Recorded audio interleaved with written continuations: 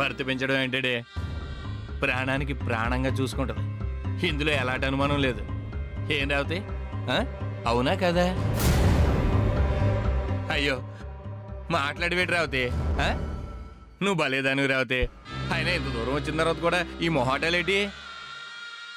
నీ నోటితోనే చెప్పచ్చు కదా ఇదంతా నా కోసమే అని. నేను కూడా హ్యాపీగా ఫీల్ అయిపోతాను కదా.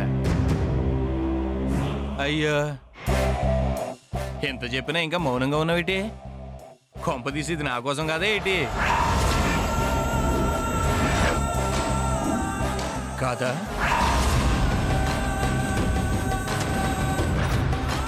నా కోసమేగా.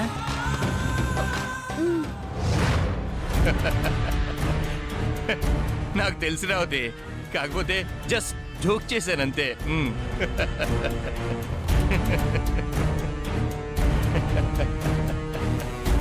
రావుతే, నువ్వు నా కోసం నువ్వు ఇంతగా కష్టపడుతున్నప్పుడు నేను కూడా నీ కోసం ఎంతో కొంత కష్టపడాలి.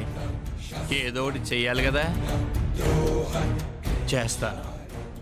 ఎప్పుడో కాదు రేవతి, ఇప్పుడే చేస్తాను.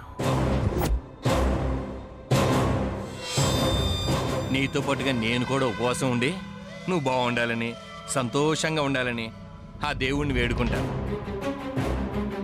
రేవతే, నువ్వు నా కోసం పడుతున్న ఆరాటంలో కనీసం ఆవగింజంతైనా బదులు తెచ్చుకునే అవకాశాన్ని ఆ దేవుడు నాకు కల్పించాడు.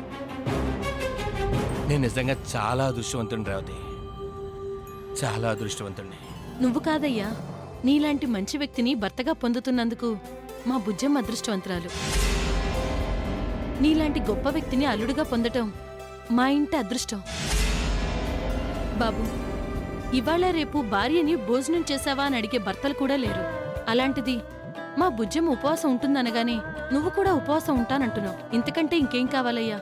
పెళ్ళయ్యాక దాని గుండెల్లో పెట్టి చూసుకుంటావని చెప్పడానికి.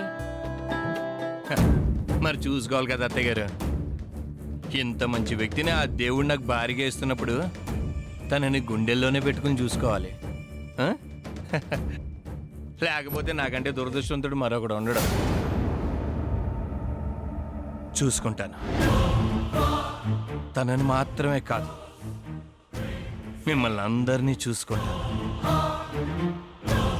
మీరే చూస్తారు కదా.